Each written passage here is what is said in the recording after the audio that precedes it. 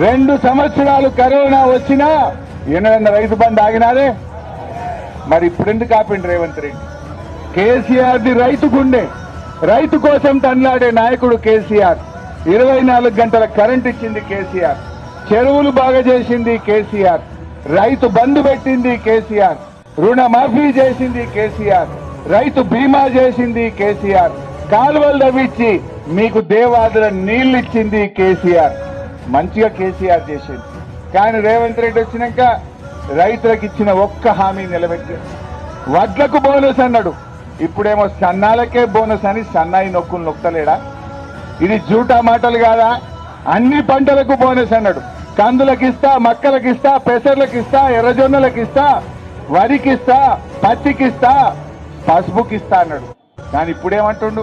అన్ని పంటలు మర్చిపోయిండు. ఒక్క వరి అన్నాడు, ఆ వరిలో కూడా సన్నాలకి అంటుండు.